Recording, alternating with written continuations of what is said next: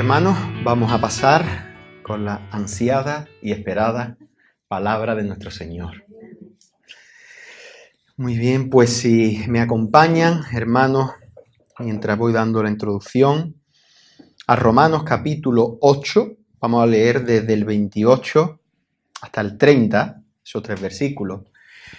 Como se ha dicho en la introducción, el hermano Quique, llegamos al 6º sermón, al 5º punto y último de la serie de la doctrina de la gracia, ¿verdad? Donde podemos ver cómo funciona ese avión, entre comillas, ¿verdad?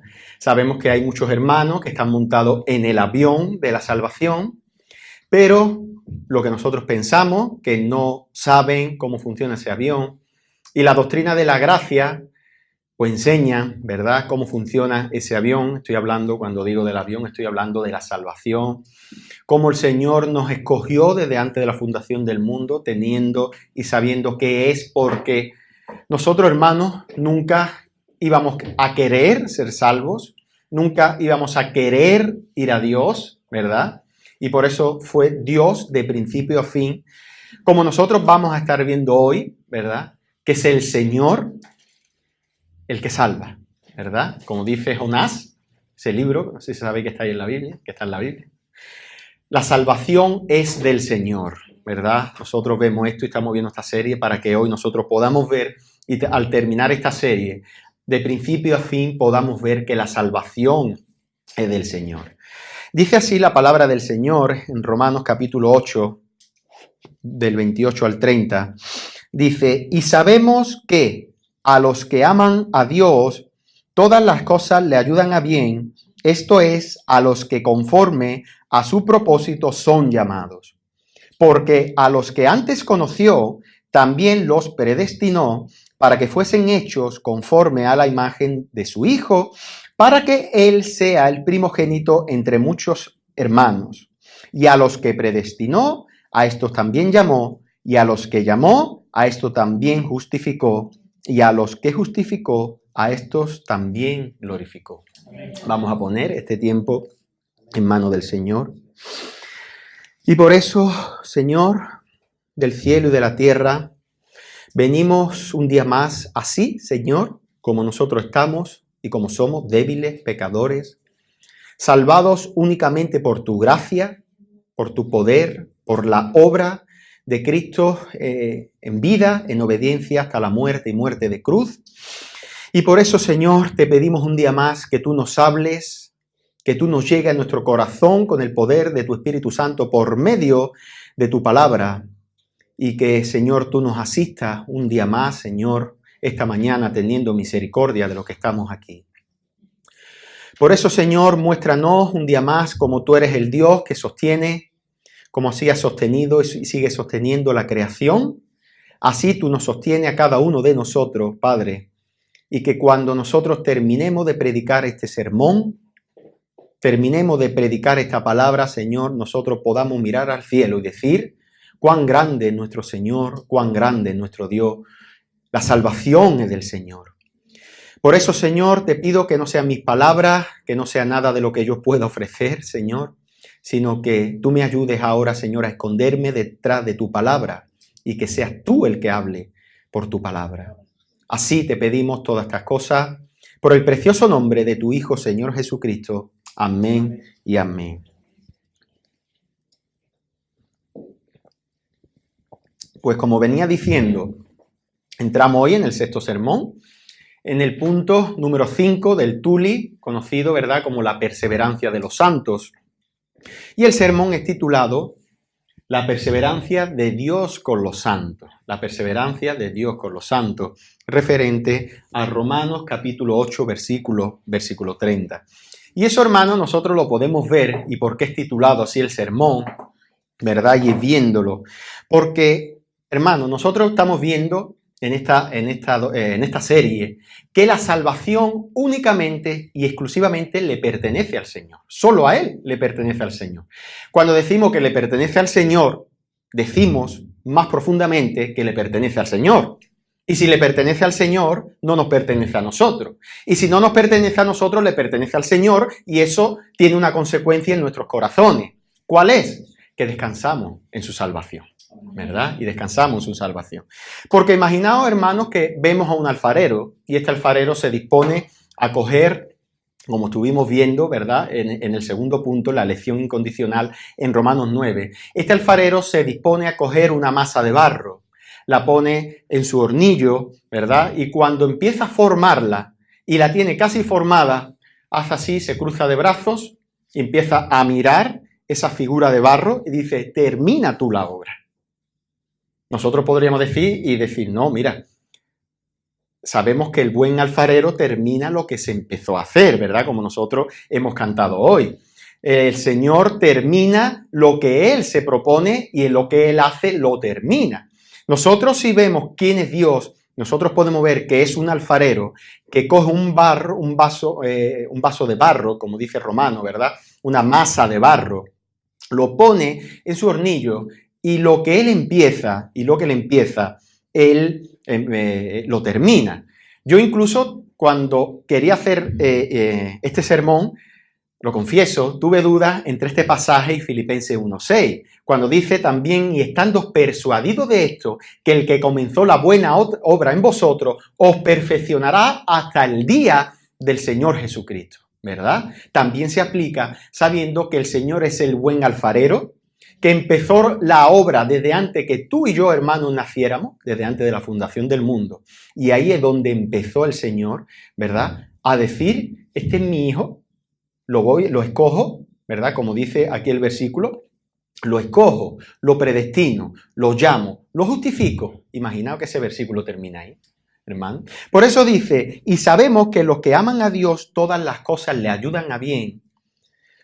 Esto es, a los que conforme a su propósito son llamados. Muchas veces decimos este versículo, hermano, como para motivarnos, como para consolarnos. Pero sí que es verdad, pero hay dos cosas que no podemos pasar por alto, hermano.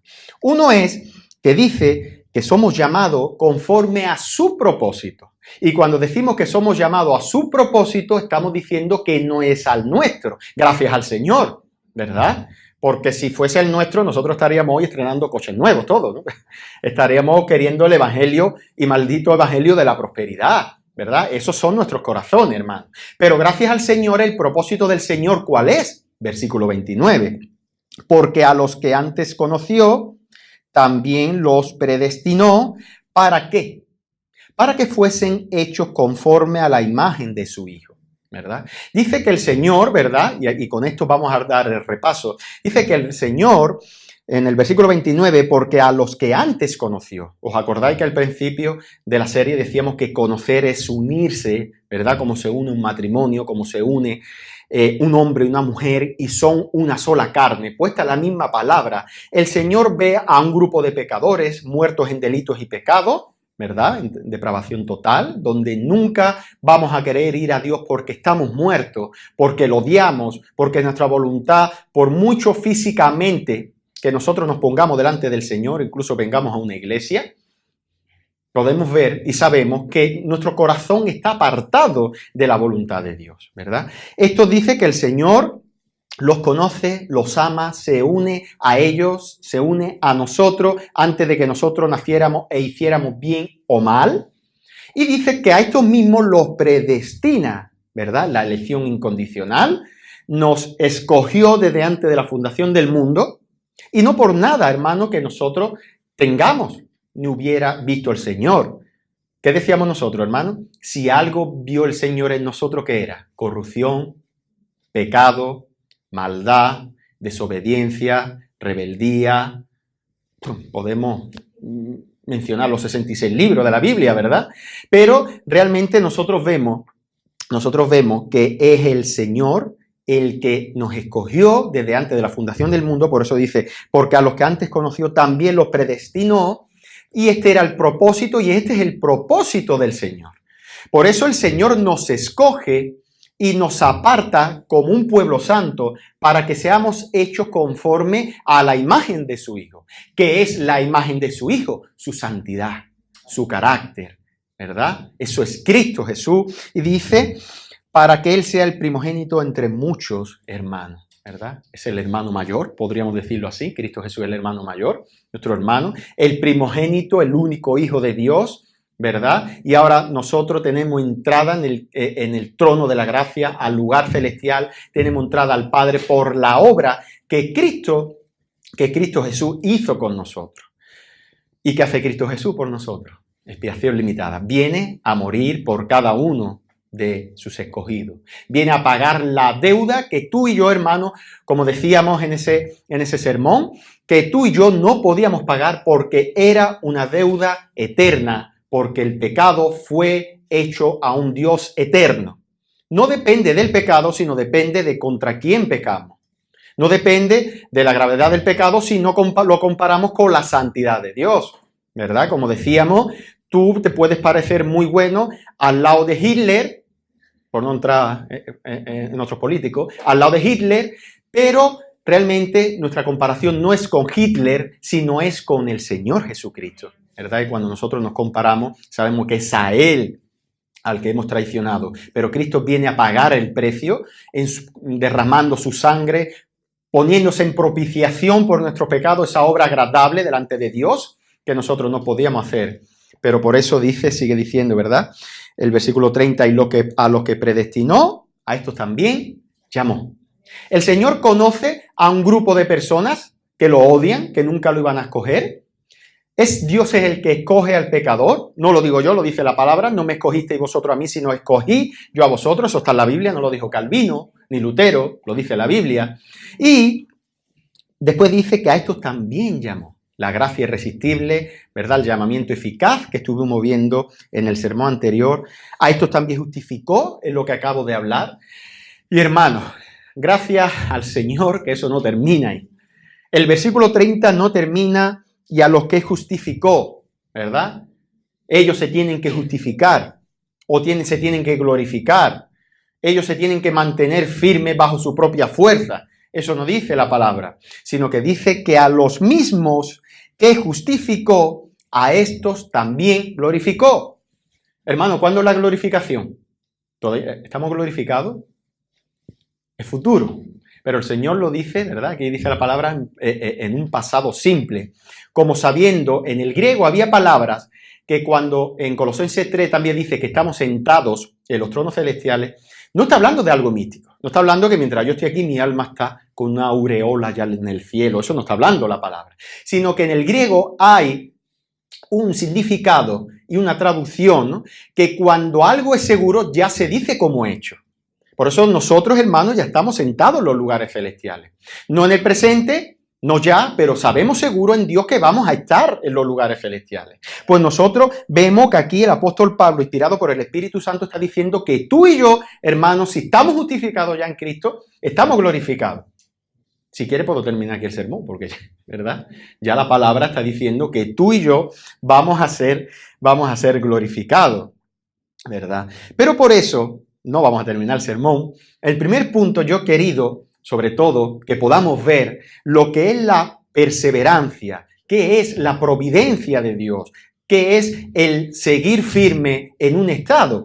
Por eso, en el sínodo de Dort se llamó la perseverancia de los santos, pero a muchos, como así se parece lo que es el título del sermón, ¿verdad? La perseverancia de Dios con los santos, la perseverancia de Dios con los santos. Y por eso, hermanos, nosotros vemos que de principio a fin, lo que nos salvó, ¿qué fue? La gracia del Señor, ¿verdad? Y que no va a sostener hasta el fin, la gracia del Señor, ¿verdad? Pues la misma gracia que nos sostiene es la misma que nos salvó, y la misma gracia que nos salvó, que es la gracia del Señor, porque no decimos nuestra propia gracia, no decimos nuestra propia fuerza, sino decimos que es la gracia del Señor. Esa misma es la que nos va a hacer perseverar hasta el fin. Esto, hermano, la perseverancia de Dios con los santos no está del todo mal dicha, la perseverancia de los santos, porque no quiere decir que tú y yo no tengamos que perseverar. Nosotros vamos a estar viendo esto hoy. Cuando quieren refutar estos puntos, lo primero que dicen que es, es que decir que siempre salvo, me entra ganas de decirlo 10 veces más, siempre salvo, ya el cristiano se va a apartar, no tiene que perseverar. No, eso no lo enseña en ningún sitio. La palabra no enseña que el creyente no tenga que perseverar. La palabra no enseña que el creyente no va o no tenga que crecer en santidad, todo lo contrario. El creyente tiene que crecer en santidad, ¿verdad? El creyente tiene que perseverar hasta el fin. El Señor lo dice, el que no persevere hasta el fin, este no será salvo. Pero por eso sabemos, hermano, por la palabra de nuestro buen Dios, que si tú has sido conocido, que si tú has sido predestinado, que si tú has sido llamado, que si tú has sido justificado, el que te está preservando de principio a fin es Dios a ti. Es Dios a ti. Que tú quieras, hermano, seguir y leer la palabra del Señor, venir a congregarte, conocer a Dios, eso lo está haciendo Dios en su infinita misericordia, lo está haciendo en ti. Es, por ejemplo, cuando nosotros vemos en la electrónica y enchufamos, por ejemplo, ahora que hace más fresquito, ¿verdad? Aunque aquí parece que no va a llegar el verano, nunca, el invierno, nunca. Cuando enchufamos un radiador, ¿verdad? ¿Qué es lo que hace que le proporcione energía a ese radiador para darnos calor? La corriente, ¿verdad? No está perseverando por sí mismo, sino que la corriente, la electricidad, le está dando poder perseverar, ¿verdad? Para que pueda dar corriente. Un reloj, ¿qué es lo que le hace que nos dé la hora, esté siempre encendido, ¿verdad? Que las manijas sigan su curso? La pila, ¿verdad? La pila es lo que le está dando que el reloj persevere. Por eso, si pudiéramos decir, ¿no?, que la perseverancia, una definición, es la palabra que hace referencia de alguien o algo que se mantiene constante en un proyecto ya comenzado. Ese es el significado que se le da a esta palabra. Es alguien que se mantiene constante y firme en un proyecto ya comenzado. Eso es el perseverar, eso es el seguir, ¿verdad? Y por eso nosotros vemos, hermanos, que Dios es el que preserva todas las cosas. En Génesis 1:4 nosotros podemos ver que dice Dios, haya lumbrera la expansión de los cielos. ¿Y quién a día de hoy, hermano, mantiene que todas las mañanas fielmente y todos los días, ¿verdad? Desde que se conoce la creación y sabemos, tú y yo, hermano, lo sabemos, los científicos también lo saben. Tú le dices y le preguntas a un científico, mira, perdone usted, ¿mañana sabes si va a salir el sol? Hombre, no te va a decir si viene Cristo, no, eso no te lo va a decir, ¿no? Tú y yo sí decimos, si no viene Cristo, sí, ¿verdad? ¿Quién es el que hace que hoy haya salido el sol, que ayer saliera el sol y Dios mediante mañana salga el sol? Pues el que lo sostiene, el que le dijo alumbrar a las lumbreras, al sol y la luna. Por eso, como dice Colosenses 1:17, y Él es antes de todas las cosas y todas las cosas en Él subsisten. En la Biblia de las Américas lo traduce esta palabra subsistir como permanecen, ¿verdad? Por eso el Señor es el que hace permanecer todas las cosas en su divina providencia. Él hace que Él así sea. Cuando hablamos de la providencia del Señor, hermano, estamos hablando que Dios decreta. Pero como decíamos, la expiación limitada, cuando Dios decretó nuestra salvación desde antes de la fundación del mundo y nos escogió, eso no fue la salvación. En su providencia, Él tenía que mandar a su Hijo a morir por pecadores, Él tenía que hacernos nacer, ¿verdad? Él tenía que justificarnos cuando nosotros fuimos en el llamado a la cruz.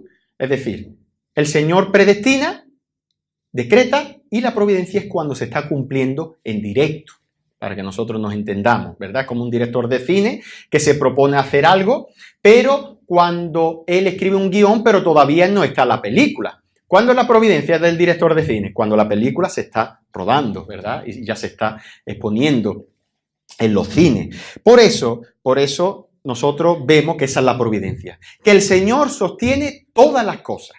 El sol y la luna, desde que lo dijo, así por el oriente suben todos los días cuando amanece el sol y cuando va a anochecer la luna. ¿Pero por quién, hermano, es sostenido? Hebreos 1:3, el cual siendo el resplandor de su gloria y la misma imagen de su sustancia, y quien sustenta todas las cosas con la palabra de su poder. Con la palabra de su poder creó todas las cosas, y con la palabra de su poder es con la que sostiene todas las cosas. La creación, el sol y la luna, el viento, tu corazón, ¿verdad? El Señor, cuando nos creó desde el vientre de nuestra madre, sopló, ¿verdad?, ese aliento de vida y empezó a latir en nuestro corazón. Cuando vemos que cada latido de nuestro corazón es sabiendo que el Señor sostiene ese latido, porque así lo mandó el Señor. Por eso, hermano, nosotros vemos que primeramente es Dios el que nos sostiene a nosotros. Es Dios el que nos sostiene en santidad. Es Dios el que nos sostiene, el que nos hace perseverar. Vuelvo a repetir, hermano, tú y yo tenemos que perseverar. Vuelvo a repetir también en este punto que tú y yo tenemos una responsabilidad 100%. Ahí llega otra vez el punto ese que no entendemos, el punto donde choca la soberanía de Dios y la responsabilidad del ser humano. Pero por encima de todas las cosas, tú y yo perseveramos como persevera un reloj, como persevera la estufa de calor. Tú y yo perseveramos, y si perseveramos en santidad es por la gracia del Señor, que es la que nos sostiene. Por eso, rápidamente entramos en el punto 2, y los verdaderos creyentes perseverarán hasta el fin. En Juan 15, que lo ha leído Quique, en la lectura bíblica congregacional,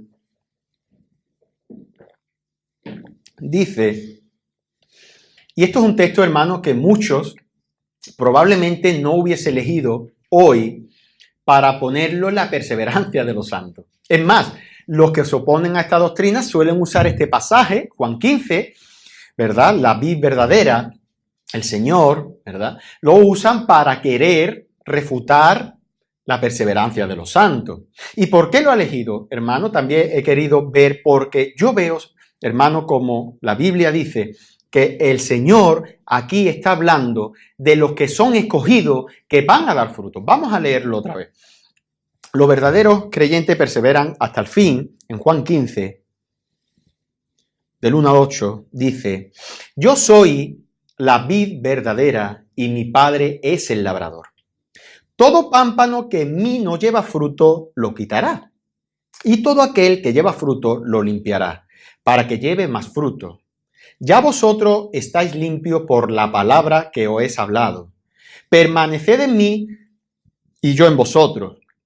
Como el pámpano, hermano, como el pámpano, escuchar esto, no puede llevar frutos por sí mismo si no permanece en la vid, así tampoco vosotros si no permanecéis en mí. ¿Verdad? Parece que estamos hablando del radiador y del reloj.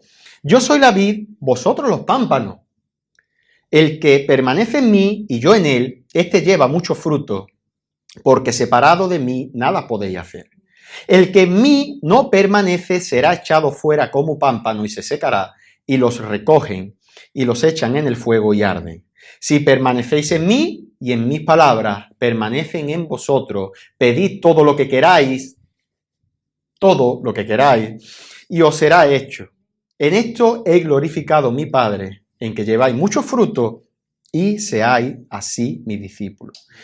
Por eso, sabiendo, hermano, que es el que sustenta mucho, o el que sustenta todas las cosas, ¿verdad? Es el Señor, es el que hace dar fruto.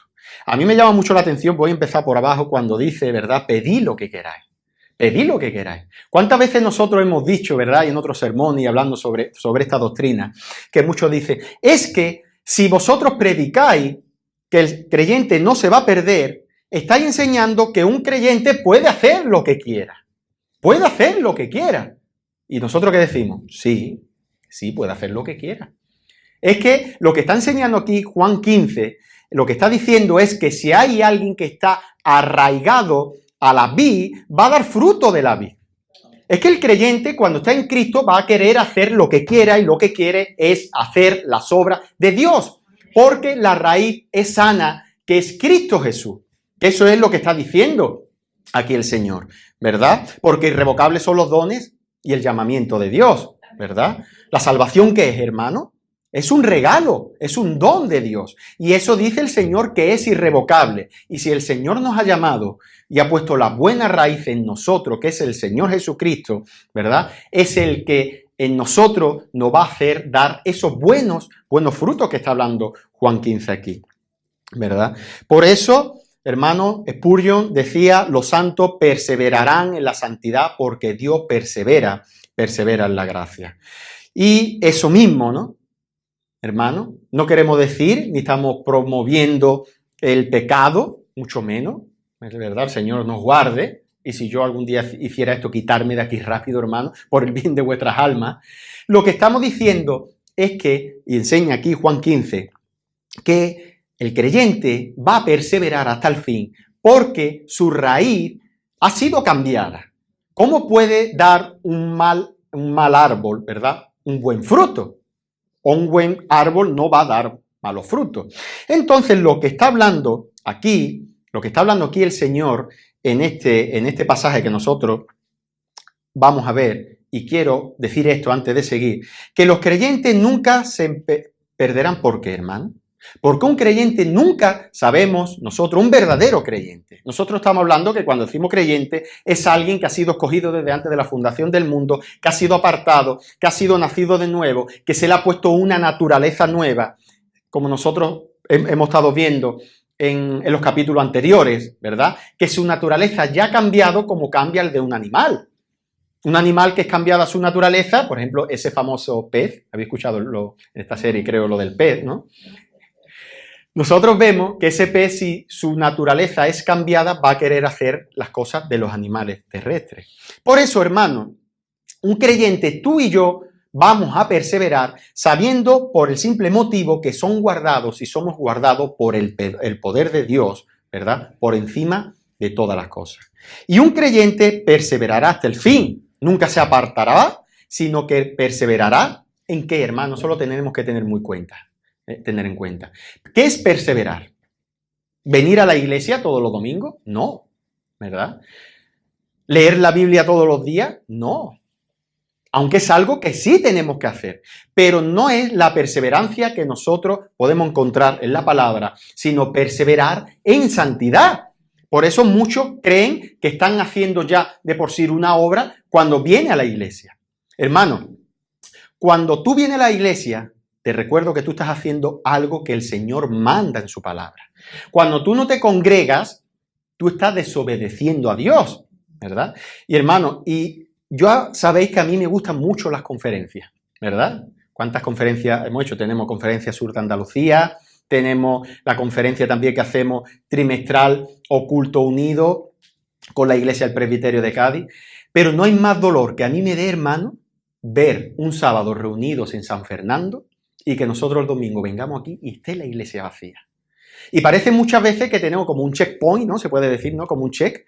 Es decir, tengo uno a la semana. He ido a San Fernando, he ido a Algeciras, he ido a Chiclana y ya he gastado ese checkpoint para no ir a la iglesia el domingo. Hermano, si tú, por el motivo que sea, sabemos que hay fuerza mayor, no estamos diciendo que vamos a perder la salvación por eso, ¿verdad? Pero sabemos que si hay algo por fuerza mayor y solo puedes asistir a uno de esos 2 días, asiste a tu iglesia local. Olvídate de las conferencias, hermano. Y lo digo yo, que sabéis que me gustan mucho las conferencias y que nosotros promovemos aquí muchas conferencias. Pero empezando por mí esta exhortación que estoy diciendo y terminando por los últimos que están detrás, si solo puedes ir a un día, congrégate en tu iglesia local, deja la conferencia y ve la iglesia local, porque es en la iglesia local donde el Señor ha prometido que va a actuar, ni en el YouTube. Yo veo muchos sermones de YouTube y vosotros también, os animo, hermano, pero no es en YouTube, no es en las conferencias, no es en otro lugar donde el Señor ha prometido y ha dicho que en medio de la iglesia local, donde Él va a hacer perseverar a su iglesia. ¿Sabéis por qué no va a hacer perseverar, hermano, el Señor? Por las obras que nosotros vamos a dar unidos al Señor. ¿Y la iglesia qué es? Nosotros sabemos, ¿verdad? Conocemos, la iglesia es el cuerpo de Cristo. Es mismo Cristo. La iglesia es la imagen y representación aquí en la tierra. Y el Señor, hermano, te va a hacer perseverar hasta el fin. Estamos hablando ahora de la responsabilidad. Unido a una iglesia local, unido a la membresía de una iglesia local, uniéndote y está en contacto con la iglesia local. Y ahora voy al otro extremo. No estoy diciendo que solo los domingos. Los domingos nada más, no. Tampoco se trata de gastar el checkpoint, ¿verdad? Del domingo y decir, bueno, yo ya no sé nada de mis hermanos hasta la semana que viene. Y esta exhortación, hermano, también empiezo por mí. Esta exhortación empiezo por mí, ¿verdad? Porque Quizás el domingo por la mañana hemos tenido un día de comunión, hemos observado y hablado con los hermanos y decimos, hermano, qué bien te veo. ¡Buah! Te veo firme, ¿no? Y constante en el Señor. Pero esa tarde sabemos que el diablo sigue trabajando, ¿verdad? El pecado que mora en nosotros sigue trabajando. Y no sabemos, hermanos, qué le ha podido pasar a ese hermano el domingo por la tarde si no, realmente, pues no tenemos ese contacto, ¿verdad? Pues entonces, empezando por mí, hermano, para que vosotros perseveréis, necesitáis que yo os llame a vosotros. Para que yo persevere, necesito, hermano, que vosotros me llaméis a mí, y eso es unánime unos a otros, ¿verdad? Por eso nosotros vemos aquí en Juan 15 que el labrador, que es el Padre, ¿verdad? Dice en el versículo 1, vemos los tres actores, por así decirlo, ¿no? Que aparecen así. Dice, yo soy la vid verdadera. ¿Quién es yo soy? El Señor, ¿verdad?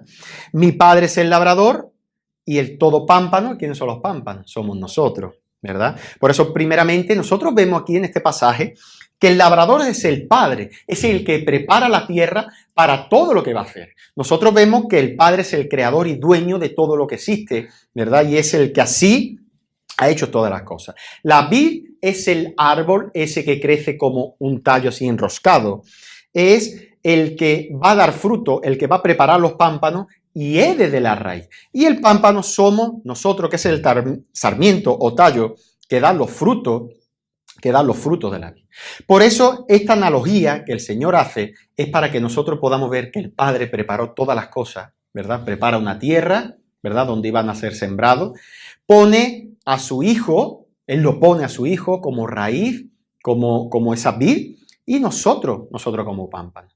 Nosotros, lo que debemos de ver, hermano, y lo que está enseñando aquí en este pasaje el Señor, es que tú y yo, cuando nos unimos al Señor, ¿qué somos? Un espíritu con Él. Es como dice Pablo en 1 Corintios 6, el que se une al Señor, un espíritu es con Él. Pues nosotros, hermano, en este versículo lo que dice y en este pasaje lo que está diciendo el Señor es que si tú y yo estamos como pámpano, que es el que da fruto, pero estamos unidos a la raíz, vamos a dar fruto de esa raíz. Hermanos, si nosotros decimos que la salvación se puede perder y que hay una raíz de amargura en el creyente y se puede apartar, estamos diciendo que la raíz que ha sido puesta en nuestro corazón, que es el Espíritu de Cristo, ¿verdad? Que ha sido dentro implantado y cambiado en nuestro corazón, es que esa raíz, pues, es mala, ¿verdad? Está defectuosa. Por eso dice, el que en él permanece llevará frutos, ¿verdad? Frutos. Pero debemos de entender, hermano, cuando decimos un pámpano, ¿verdad? Un pámpano es el último tallito, donde lo habéis visto en las naranjas, en las manzanas, una hora delicada para hablar de comida, perdonadme, hermano. Pero nosotros vemos que ese tallito es el que da el fruto. Pero, ¿cuál es la sustancia de que un naranjo, hermano, dé naranja? ¿Ese tallo o la raíz? La raíz, ¿verdad? Hermano, el que se une al Señor, un espíritu es con Él. Tú y yo, si verdaderamente estamos en el Señor, nosotros vamos a dar fruto de la raíz que nosotros tengamos puesta, ¿verdad? Por eso, para probar nosotros qué fruto estamos probando, tenemos que ver la raíz cuál es. A mí me llamaba una vez la atención, hermanos, sabéis que yo no soy muy místico, pero hubo una vez, ¿no? Sabéis que con el tema de la inmobiliaria nosotros estábamos trabajando todavía allí arriba, estábamos trabajando los tres, y Quique y Salvi quizás se acuerden. Y cuando estaba conociendo la doctrina de la gracia, hubo una persona que me empezó a hablar, estaba con él, estábamos gestionando la venta y demás, y empezó a hablar con él y me dijo que le gustaban mucho los huertos porque su padre tenía huertos. Y que una vez su padre hizo un implante de un brazo de limón, lo puso en un naranjo y dice que ese brazo empezó a dar naranjas. Yo eso no lo conocía. Es decir, los que conocéis el tema de campo y demás, sí, no os va a sorprender. Pero a mí me sorprendió, hermano, que incluso le dije a esa persona, tú no sabes lo que me estás diciendo. Me sorprendió tanto y se me vino a la cabeza este pasaje, ¿verdad? Porque tú y yo, hermanos, cuando estábamos dando malos frutos, fuimos injertados en la vida de Cristo y ahora tú y yo vamos a dar buenos frutos, ¿verdad? Y vamos a querer perseverar porque la raíz que es Cristo nos hace perseverar a cada uno de nosotros. Me dijo, y me dice esta persona, a veces da fruto de limón, pero normalmente ya sí da naranjo. Tú y yo seguimos dando esos frutos amargos también, ¿verdad? Que es el pecado que mora en nosotros. Aún esa savia no hemos sido glorificados, que es lo que nosotros estamos esperando, pero a veces damos esos frutos amargos de limón, ¿verdad? Pero realmente ya hemos sido injertados con Cristo y ahí estamos. Por eso dice, el que en mí no permanece será echado fuera como pámpano y se secará y lo recogen y lo echan en el fuego. Hermanos, ¿no habéis visto, y ahora más que estamos entrando en la época de Navidad, que muchas veces se ponen los árboles de Navidad unas bolitas, ¿verdad? Tú dices, no, ellos están en el árbol de Navidad. Mira qué bonito, están dentro. Están incluso agarrados al árbol de Navidad. Pero hermano, esas bolitas están, pero no están, ¿verdad? Pues así son los falsos creyentes y los falsos hermanos que están en la iglesia. Parece que están agarrados a Cristo, parece que están muy bonitos, incluso parece que a veces le dan hasta adorno a la iglesia, pero no están. Son pámpanos muertos, no están dando fruto, ¿verdad? Porque así como dice el Señor en el Sermón del Monte, dice, por sus frutos los conoceréis. Por sus frutos. Y fijaos, no estoy hablando algo que yo me he inventado. Dice, ¿acaso se recogen uvas de los espinos? Acabo de decir, ¿no? De un manzano no se puede recoger naranjo. Si tú vas un día a casa de uno de los hermanos que tienen ahí un naranjo y te dicen, no, eso es un manzano. Así, ¿puedo coger una? Sí, cógelo. Lo coge, te lo lleva a la boca y dice, mira hermano, esto no es un manzano, esto es un naranjo. ¿Y cómo sabes tú que es un naranjo? Porque lo primero lo estoy conociendo por su fruto. Te estoy diciendo que esto es una naranja y sé que por medio de su fruto sé lo que hay en la raíz. Sé que cuando se sembró era una semilla de naranja y antes de que creciera empezó a dar raíces de naranja, ¿verdad? Por eso, por su fruto lo conoceréis. ¿Acaso se recogen uva de los espinos o higo de los abrojos? Así todo buen árbol da buenos frutos, pero el árbol malo da frutos malos. Hermano, decir que la salvación se pierde es negar esto que está hablando aquí el Señor. Decir que si tú ya tienes una raíz buena y que tú vas a negar al Señor y vas a empezar a dar malos frutos, es negar que la raíz buena ha sido puesta en nuestro corazón. No somos completamente santos, pero ya nuestra raíz, que es Cristo, nos está dando la información como pámpanos para saber qué fruto da. ¿Os imagináis un hermano que un día, ilustradamente y literalmente, vamos un día a ver una vid, vemos un pámpano y ahora nos encontramos un pámpano dando salto, el tallito, a intentar dar fruto? Eso realmente, ¿verdad? No podemos verlo. El pámpano da fruto, ¿verdad? Sin esfuerzo ninguno, por Cristo Jesús, ¿verdad? ¿Por qué? Porque Cristo le pone la savia para darlo. Por eso dice, todo árbol que no da buen fruto es cortado y es echado en el fuego. Así que por sus frutos lo conoceréis. No todo el que me dice Señor, Señor entrará en el reino de los cielos, sino el que hace la voluntad de mi Padre que está en los cielos. Muchos me dirán en aquel día, Señor, Señor, ¿no profetizamos en tu nombre?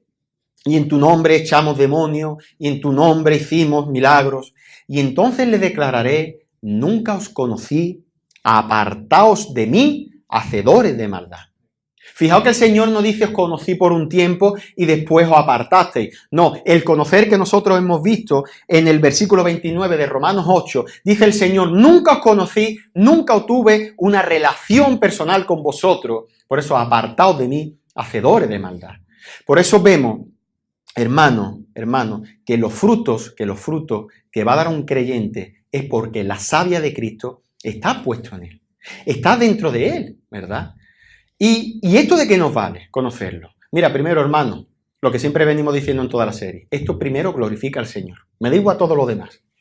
Me da igual todo lo que puedan decir, que eso no merece la pena, que esto no es predicar el Evangelio. Nosotros aquí primeramente queremos saltar lo que dice la palabra del Señor y la perseverancia de los santos en tu corazón y en el mío, cuando se entienda, hermano, va a ser glorificar al Señor.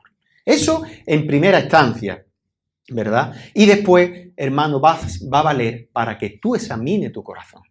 Porque si tú estás dando malos frutos, tu corazón no ha sido cambiado. Es lo que está diciendo la palabra del Señor. Si tu pámpano, ¿verdad? Tú como pámpano no estás dando buenos frutos, es porque no estés permaneciendo en Cristo Jesús.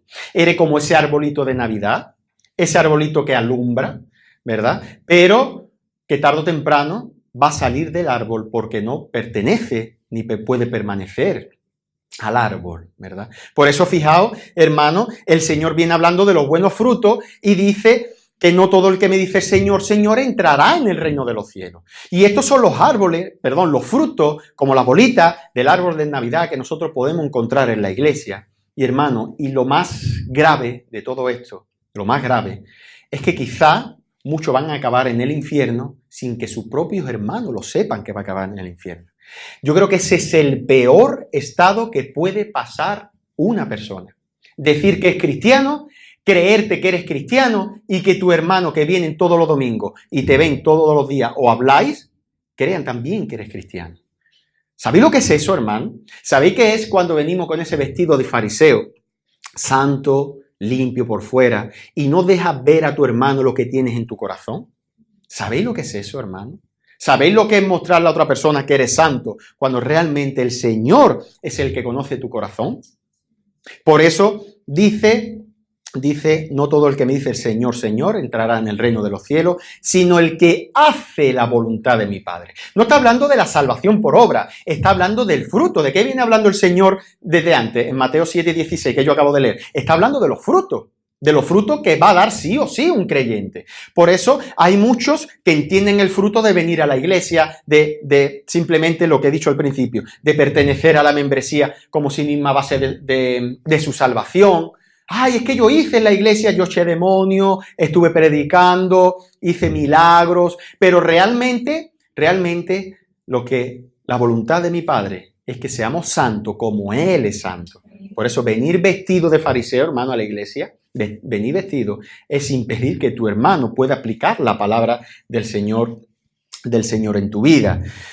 Por eso, hermano, llegamos al punto número 3 y último, ¿verdad? Dios preserva a su pueblo hasta el fin.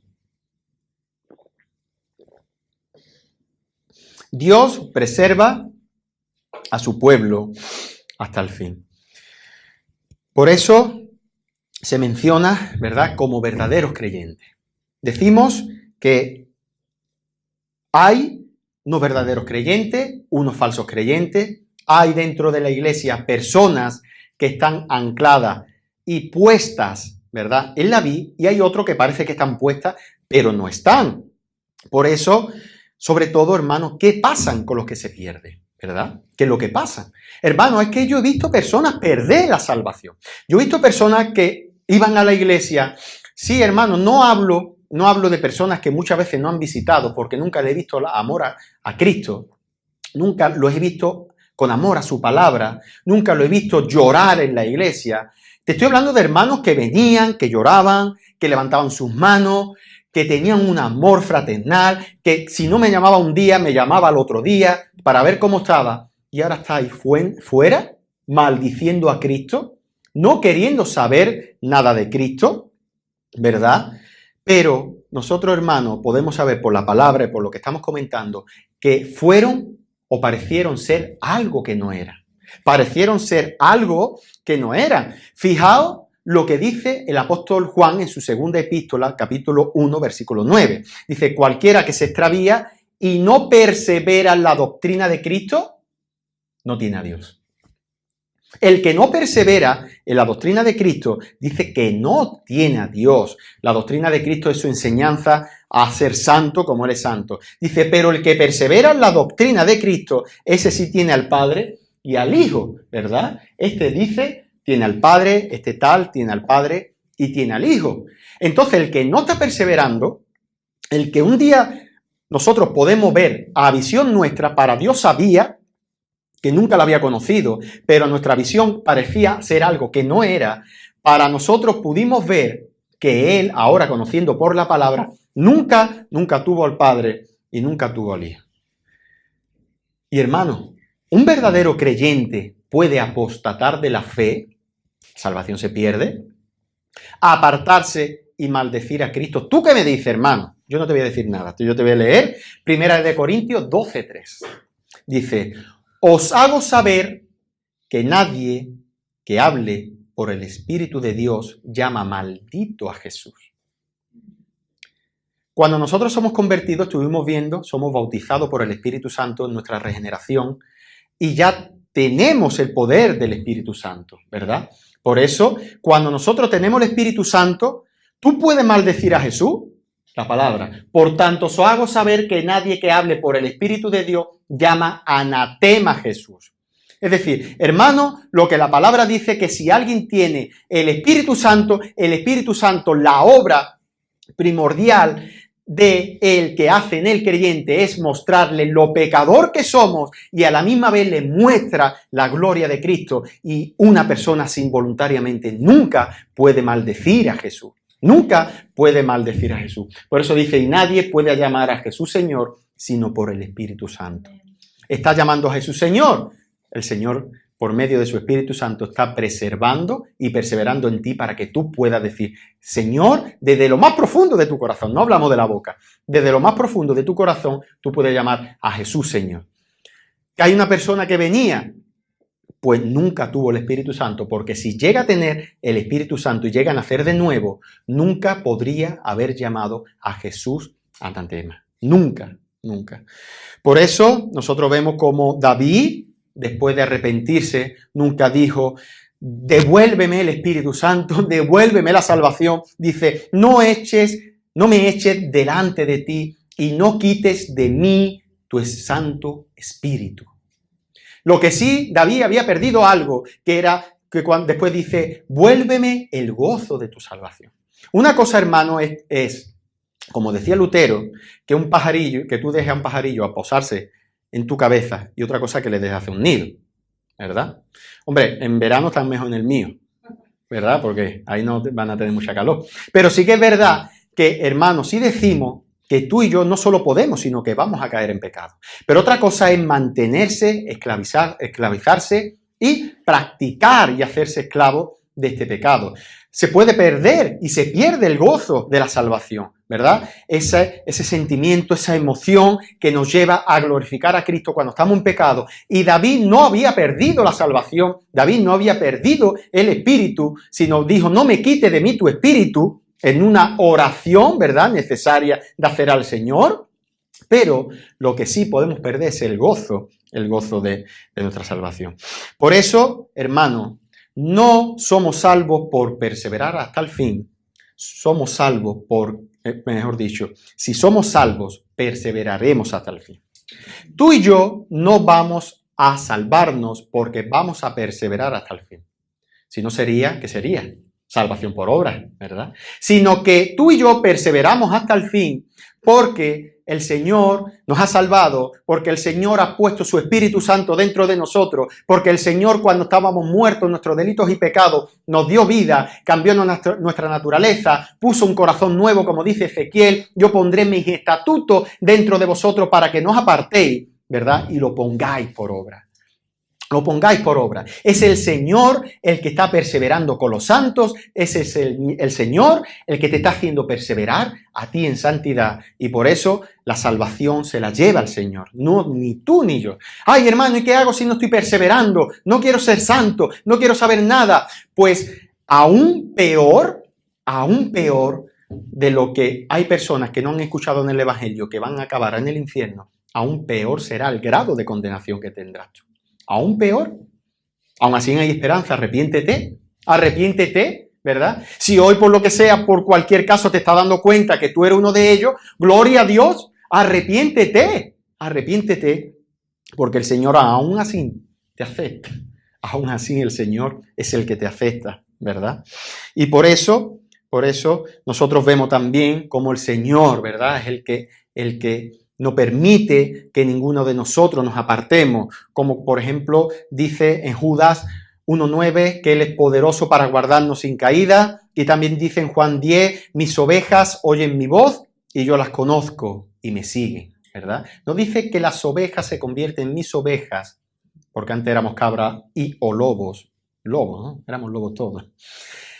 Y se convierten en mis ovejas. Dicen, no, mis ovejas reconocen mi voz, ¿verdad? Oyen mi voz y yo las conozco y me siguen. Y yo les doy vida parcial. No, yo le doy vida eterna. Hermano, debemos de entender que nosotros, antropocéntricamente, esto quiere decir en visión, en vista del hombre, tenemos la costumbre de ver, ¿verdad?, la muerte como algo parcial, algo que separa, es verdad, ¿no? Pero debemos de entender, visto desde los ojos de Dios, desde que Él nos escogió, desde que Él nos apartó, nos llevó a Cristo para que fuésemos justificados y así nos llamó y fuimos limpios y ahora pertenecemos a Cristo Jesús. Cuando el Señor nos salva eternamente, la muerte es un simple cambio en nuestro ser. Pero viendo la eternidad de Dios, tú eres salvo desde el día que te salvó hasta por los siglos de los siglos. Hasta por los siglos de los siglos. Y dice, no lo digo yo, lo dice la palabra, y no perecerán jamás, ni nadie la arrebatará de mi mano. Hermano, ¿podéis entender esto? Que nadie nos va a apartar de las manos del Señor. Ni tú ni yo, absolutamente nadie, ¿verdad? Mi Padre, que me las dio, es mayor que todos. Y nadie las puede arrebatar de la mano de mi Padre. ¿Sabéis lo que es el Dios de la creación? El Padre, el Hijo, y por el poder de su Espíritu, no permitiendo que tú y yo nos apartemos, hermano. ¿No has pensado la de veces que has pensado en apartarte?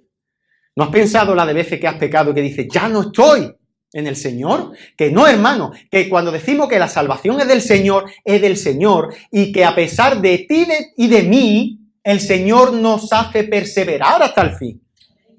Y por eso, cuando Pablo decía, regocijaos, Filipenses 4, otra vez os digo, regocijaos. Hermano, conociendo esta doctrina, nosotros debemos de clavarnos uno a otro y decir, hermano, regocijémonos unos con otros, porque el Señor nos ha salvado. No hay nada que nos pueda arrebatar de las manos del Padre. Ni tú mismo. Qué peor hay que te puedas apartar, ¿verdad? Qué peor que tú mismo, que lo que sale de tu corazón, esos pensamientos que tú sabes, que solo tú y Dios lo sabes, que te vienen a la cabeza, que al final esos pensamientos los pones por obra, que cuando los pones por obra sabes que estás pecando y sigues haciéndolo. Pues ni eso, hermano, nos arrebatará de la mano del Señor. Por eso glorifiquémoslo, ¿verdad? Adorémoslo. La salvación de Él no es nuestra. Por eso nosotros vemos, ¿no? Incluso en Hebreos 6, que ese es el clímax de la refutación de este pasaje, en Hebreos 6 dice, del 4 en adelante, donde nos regocijamos. Nos regocijamos como el Señor solo aguanta y hace perseverar a sus escogidos. Dice, porque es imposible que los que una vez fueron iluminados y gustaron el don celestial y fueron hechos partícipes del Espíritu Santo, y asimismo gustaron de la buena palabra de Dios y los poderes del siglo venidero, y recayeron, sean otra vez renovados para arrepentimiento, y crucificando de nuevo para sí mismo al Hijo de Dios y exponiéndolo a vituperio. Si nosotros leemos este pasaje de pasada, decimos, ¿lo ves? Son creyentes que han perdido la salvación, ¿no? Porque dicen que fueron iluminados, que fueron hechos partícipes del Espíritu Santo, ¿verdad? Pero lo que está hablando aquí el autor de Hebreo, puede ser Pablo, ¿no? El autor de Hebreo, lo que está diciendo es que no, es que todo lo contrario, que es imposible que lo que degustaron el don celestial. ¿Qué es el don celestial? El don que ha puesto el Señor aquí en la tierra es la iglesia, ¿verdad? Degustaron de la palabra del Señor. Hermanos, ¿os acordáis en el sermón anterior que estuvimos hablando, en la parábola del sembrador, que hay un tipo de semilla que cae en pedregales, ¿verdad? Y estos son, dicen, los que al tener poca tierra dan un poco de raíz. Hermanos, lo que estamos diciendo es que hay personas que moralmente puede llegar a participar del don celestial con la iglesia, puede participar junto con lo que está haciendo el Espíritu Santo en su iglesia, puede llegar a entender la palabra del Señor, pero recaen, se apartan, porque bajo su propia concupiscencia de sus pecados, es realmente lo que habita eso en el ser humano. Si una persona viene aquí y hace todas estas cosas y no ha nacido de nuevo, lo que está diciendo aquí el autor de Hebreos, que es imposible de que Cristo, en su expiación limitada y particular, va a venir a pagar sus pecados por él. Porque aquí está hablando de la responsabilidad humana. Responsablemente es él el que no quiere, aun conociendo todas estas cosas que dice en Hebreos, es él el que dice que recae, no quiere saber nada, se aparta, pero son como cuando sacas un cerdo de su lodo, le pones una corbata, le pones una chaquetita, le echas, ¿verdad?, perfume, lo sientas ahí y cuando te das la vuelta, está otra vez en su lodo, porque no has nacido de nuevo. Y hermano, ¿quieres ver que aquí el autor de Hebreos no está hablando de los salvos? Versículo 9. Dice, pero en cuanto a vosotros, ¿ahora quién le habla? A la iglesia, ¿verdad?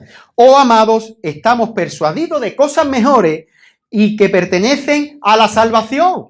El autor de Hebreos no estaba hablando ahí de la salvación. Están hablando de los apóstatas que vienen a la iglesia, que parece que estaban como el arbolito de Navidad, pero que nunca fueron ni nacieron de nuevo, sino que ahora dice, pero a vosotros os estamos hablando de cosas mejores que pertenecen a la salvación.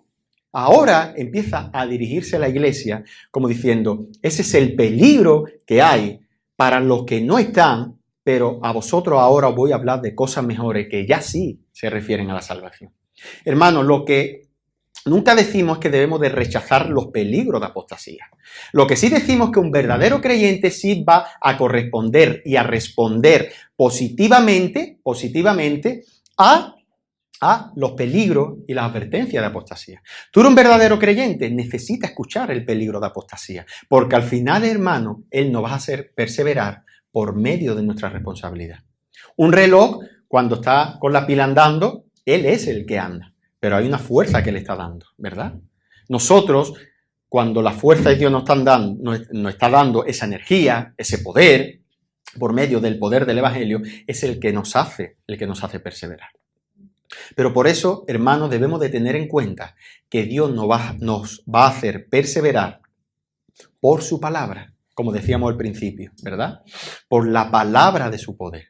Él no va a hacer. Hay unas cuestiones ahí que no debemos de entrar, hermanos. ¿Qué pasaría si un creyente pues deja de leer la Biblia? Pues sabemos que el creyente si deja de comer es porque no tiene estómago y no está vivo. Si un creyente no necesita comer y alimentarse de la palabra de Dios, de la palabra de Dios que le da a Dios por medio de su iglesia y de sus hermanos, pues no va a buscar, ¿verdad? Por eso, como dice Hebreo, y sigue después diciendo, por lo cual puede también salvar perpetuamente a los que por él se acercan a Dios, viviendo siempre para interceder por ellos. Por eso, hermanos, nosotros podemos ver que la salvación únicamente le pertenece al Señor. Que tú y yo, hermanos, no vamos a caer, no por nada de lo que nosotros tenemos que velar, tenemos que estar atentos a todas las cosas, ¿verdad? Pero en primera instancia es Dios el que jamás nos va a apartar de Él, ni siquiera por nosotros mismos, ¿verdad? Por eso, dice Pablo, ¿quién acusará a los escogidos de Dios? Dios es el que justifica. ¿Quién es el que condenará?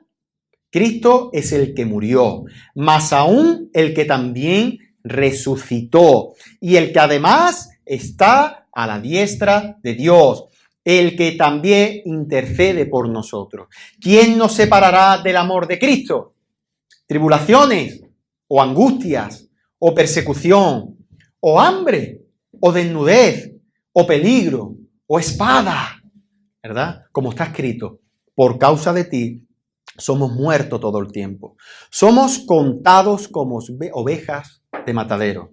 Ante todas estas cosas, somos más que vencedores por medio de aquel que nos amó. Por lo cual estoy seguro, dice Pablo aquí, de que ni la muerte, ni la vida, ni ángeles, ni principados, ni potestades, ni lo presente, ni por lo porvenir, ni lo alto, ni lo profundo, ni ninguna otra cosa creada, tú y yo, hermano, nos podrá separar del amor de Dios que es en Cristo Jesús, Señor nuestro. Hermano, no hay nada de lo que haya sido creado que nos podrá separar del amor que es en Cristo Jesús, Dios nuestro. Ni esa emoción, ni esa voluntad que tú y yo teníamos antes, que andábamos, ¿verdad?, bajo la potestad de este mundo, sino que ahora tenemos la voluntad que Cristo ganó en la cruz del Calvario. Hermano, cuando miramos a la cruz, miramos también la perseverancia de los santos, ¿verdad? Cuando Cristo perseveró bajo la ira de Dios, perseveró bajo la vida en obediencia, perseveró aguantando lo que tú y yo no merecíamos, para que tú y yo ahora tengamos el poder del Espíritu y podamos perseverar hasta el fin. Ya no hay deuda, hermano. Dios nos escogió desde antes de la fundación del mundo. Dios nos llamó, nos justificó y ahora nosotros esperamos el estado de glorificación, no para ser salvos eternos, sino para ser salvos eternos. Para estar contemplando ya por la eternidad, glorificados, ¿verdad?, lo que es a Cristo, porque así dice la palabra que le veremos tal y como Él es, pero ahora es Cristo Jesús el que nos hace perseverar bajo su obra. Es Dios, el poder de Dios el que nos hace perseverar y es el que pone el querer como el hacer por su buena voluntad. Vamos a orar.